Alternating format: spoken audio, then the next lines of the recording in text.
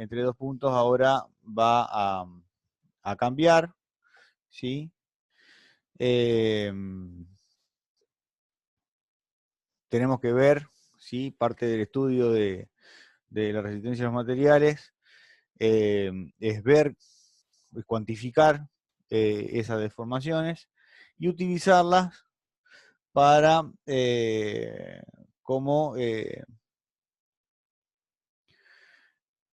si fueran como un elemento más de cálculo, ¿sí? Como una herramienta más que nosotros tengamos para el cálculo de nuestras estructuras. ¿Sí? Bueno, entonces dijimos que la resistencia a los materiales era parte de la ciencia que estudia el comportamiento de los cuerpos sólidos sometidos a diversos tipos de solicitaciones. ¿Sí?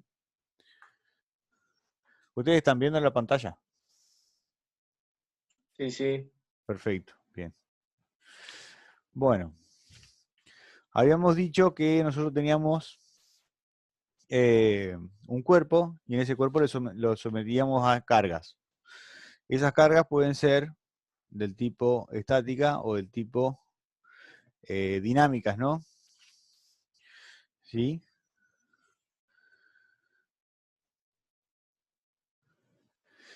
Esas cargas ¿sí? Las cargas estáticas y las cargas dinámicas tienen una diferencia, que es que la carga dinámica tiene una variación de su magnitud en el tiempo y la estática no debería, o por lo menos se mantiene durante todo el tiempo que ha sido sometido la carga, ¿no? Esas cargas van a producir solicitaciones, ¿sí? Las solicitaciones que nosotros habíamos visto ya desde como los distintos esfuerzos, ¿sí? Los diagramas de solicitaciones características que hemos visto terminando la primera parte. Y esas solicitaciones van a generar distintos comportamientos, ¿sí? Veamos que las cargas estáticas son aquellas que su variación en el tiempo de cero a su valor final es lenta, dando origen a fuerza de inercia despreciable en las estructuras. Y las cargas dinámicas son aquellas que su variación en el tiempo es rápida, dando origen a fuerza de inercia en la estructura de magnitud comparable a las fuerzas estáticas. ¿Sí? O sea, por ejemplo, nosotros tenemos una estructura, ¿sí? Y le apoyamos, por ejemplo, nosotros tenemos que sostener un tanque de agua, ¿sí? Primero ponemos el tanque y después lo empezamos a llenar, ¿sí? Llega un momento que vamos incrementando la cantidad de agua en ese tanque, ¿sí? Hasta que el tanque está completo, ¿sí? La variación ha sido lenta, ¿sí? Porque nosotros no es que intempestivamente le metemos, no sé, cientos de litros o miles de litros de agua a ese tanque, sino que lo vamos llenando con un con un con un caudal, ¿sí? Entonces la variación de peso a medida que se va llenando el tanque es una variación, podemos suponer que lenta, ¿sí? En cambio, una carga dinámica, ¿sí? Podría ser alguna carga de impacto.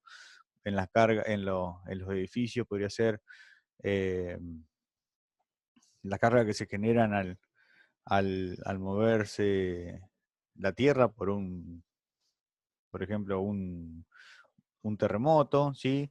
Eh, o si nosotros vemos, por ejemplo, en la suspensión de un auto y, y encontramos justamente en la calle un bache, y bueno, en ese momento vamos a tener una carga dinámica, ¿sí?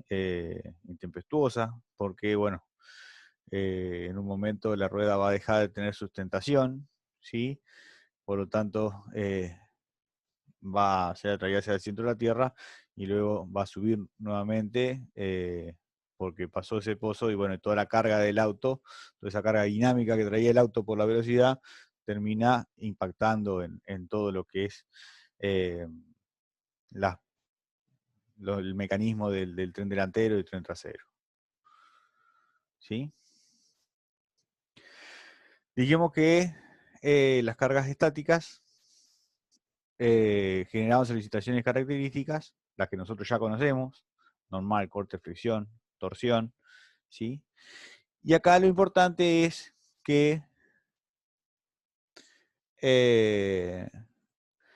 ese comportamiento va a ser, ¿sí? Va a generar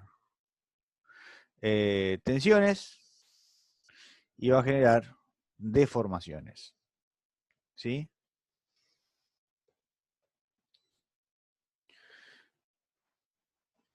La deformación, bueno, es fácil de ver, ¿sí? Imagínense que tenemos un cuerpo y le aplicamos, o sea, una barra de un reticulado y le aplicamos dos fuerzas en, de sentido contrario, o la barra o se va a estirar o se va a acortar, ¿sí? Por ahí en una porción muy pequeña, pero bueno, esa deformación existe, ¿sí? Se puede calcular, se puede medir, ¿sí? Y se va a generar adentro, se van a generar tensiones, ¿sí? Tensiones en el material, que, bueno, como vamos a definir, tenemos de dos tipos, normales y tangenciales.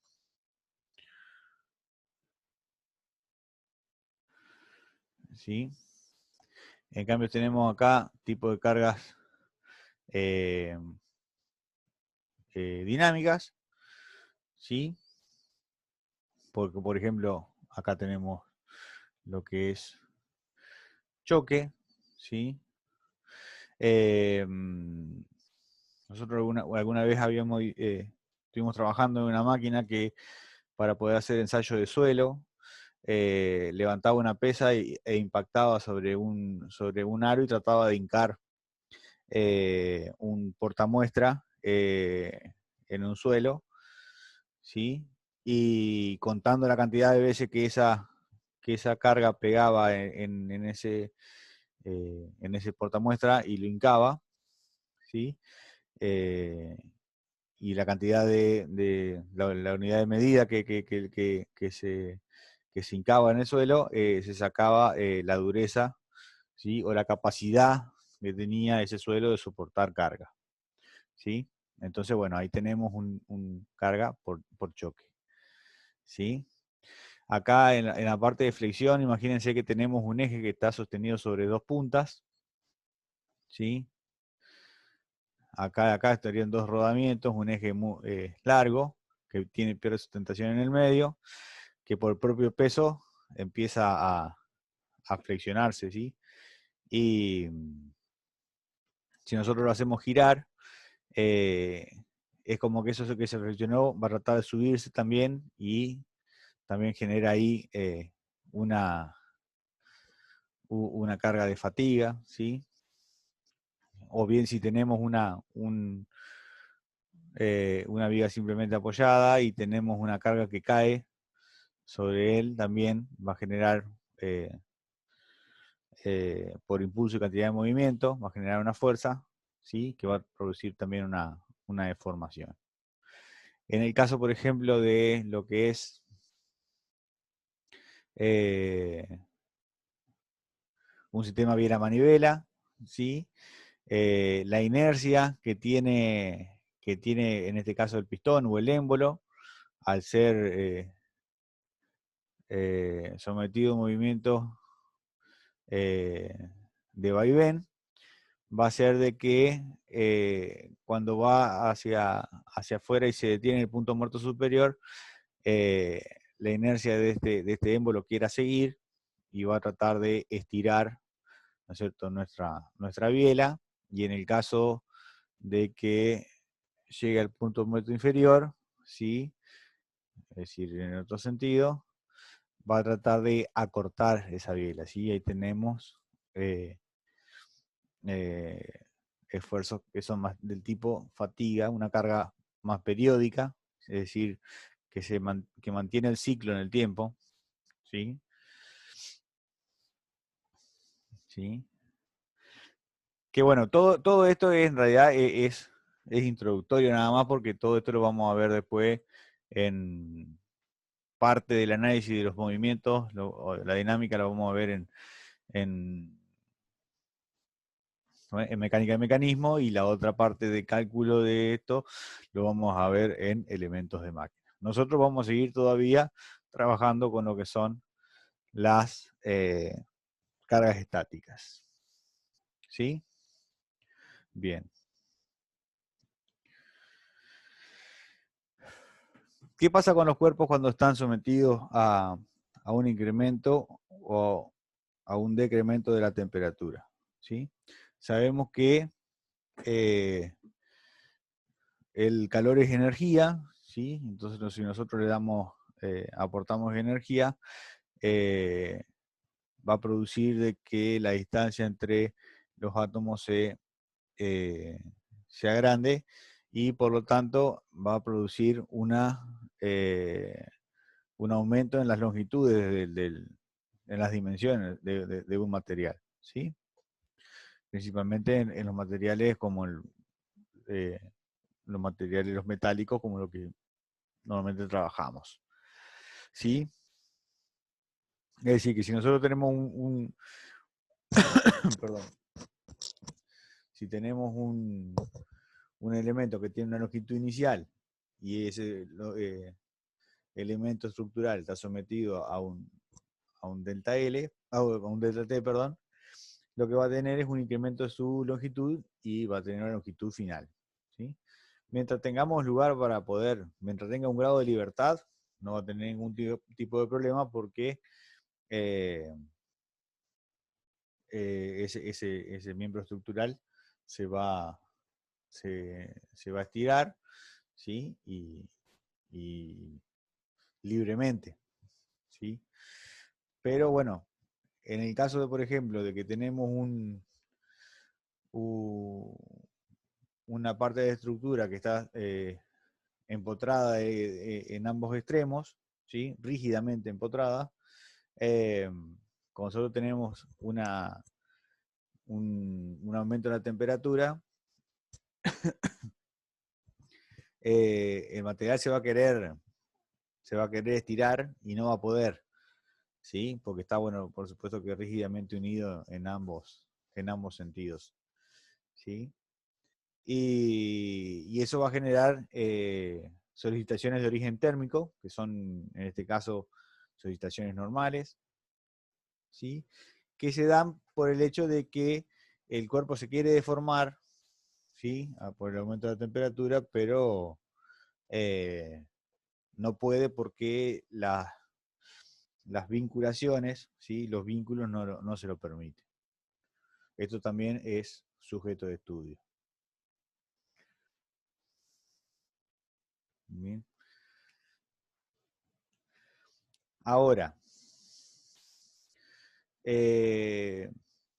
idea del estudio de la resistencia de materiales es poder proponer modelos matemáticos, ¿sí? Que nos permitan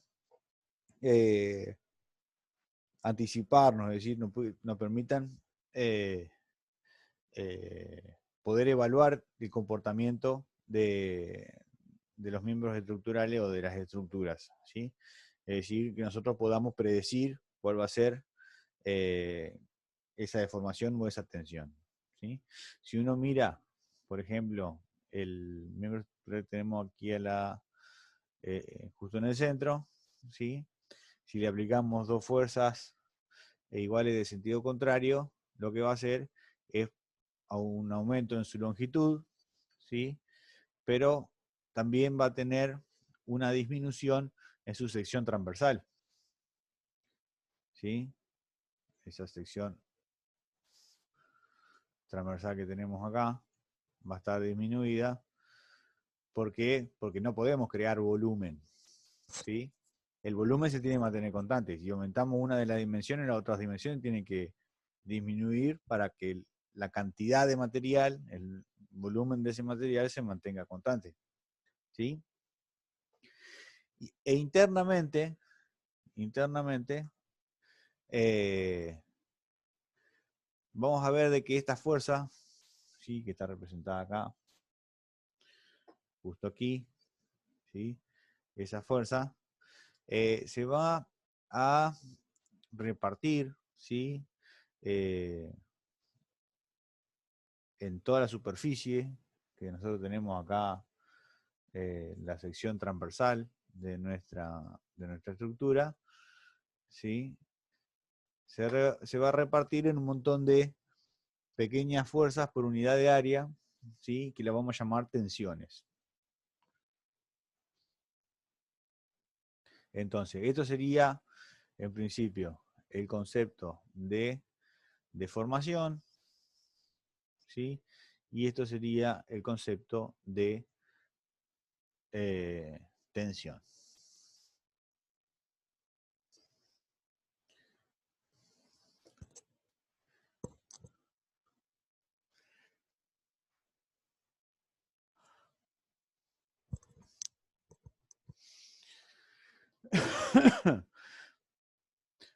Bueno, ¿para qué nos sirve todo esto que estamos presentando acá? Nosotros que necesitamos saber de una estructura, ¿sí? Es eh, poder darle dimensiones, establecer una geometría, ¿sí? Que nos permita saber, ¿sí? O sea, dar una dimensión necesaria para que nuestro cuerpo, nuestra estructura, nuestro elemento que está sometido a solicitaciones, eh, no, pueda soportarlo y tenga una vida útil duradera, ¿sí? Es decir, primero lo que vamos a hacer es hacer un análisis de todas las cargas que pueden actuar sobre ella misma, ¿sí? Ahí habíamos presentado, por ejemplo, en el caso de nuestro acoplado, ¿sí? Tal cual como hemos visto en la parte de momento primer orden, ¿sí? Junto con esas cargas y las vinculaciones que nosotros tenemos, vamos a calcular las solicitaciones características, ¿sí? Y las solicitaciones características con un material definido, ¿sí? Nos va a permitir hacer eh, definir lo que se llama, lo que es la geometría, ¿sí? Es decir, cuánto tiene que valer en una sección y cuánto tiene que valer en otra, la sección transversal también, ¿sí? Eh, Vamos a definir acá lo que se llama colapso, ¿sí? El colapso no es solamente el hecho de que algo se, se rompa, ¿sí? El colapso está dado porque si bien se puede romper o si bien se puede deformar, tanto que no sea compatible con el uso que le estamos requiriendo, ¿sí? Esto que tenemos acá, bien conocido por ustedes, tenemos acá una resultante, ¿sí? Que ha sido un resultante, en este caso derecha, que ha sido descompuesta en dos componentes, ¿sí? Es decir, nosotros lo que vamos a hacer es tomar de nuestro cuerpo, ¿sí? Que está sometido a, a, a fuerzas externas y a fuerzas reactivas, vamos a tomar un diferencial de área, perdón, un delta área, ¿sí? Una porción pequeña de material, y vamos a ver cuál es el resultante que actúa sobre esa porción, ¿sí? Esa porción de fuerza puede ser descompuesta en dos direcciones. Una que sería una dirección que está contenida en el plano de la sección, tal cual como habíamos definido en las solicitaciones características, y otro que va a estar definido perpendicular a la sección conocida, ¿sí? Al que está contenido lo vamos a llamar delta corte y al que está perpendicular lo vamos a llamar delta normal, ¿sí? Ahora, si nosotros ampliamos es decir,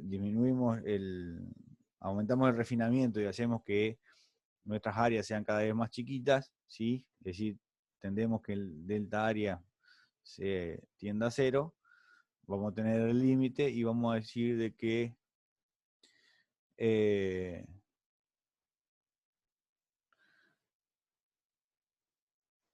las tensiones normales van a ser el límite del delta normal sobre el delta área y las tensiones de corte, ¿sí? O tensiones tangenciales, son el límite para delta Q sobre delta A cuando delta A tiende a cero, ¿sí? Siempre las unidades de esto va a estar dado en unidad de fuerza sobre unidad de área, ¿sí? Bien. Estas fuerzas, bueno, ya habíamos hablado, ¿sí? Son las que van a competir con las fuerzas de atracción molecular y son fuerzas que nosotros eh, no tenemos que superar porque lo que va a pasar es que se va a desprender, ¿no es cierto? Se va a romper, se va a cortar el material, ¿sí? Voy a parar la clase y la voy a empezar de vuelta, así reseteamos el reloj. ¿Ok?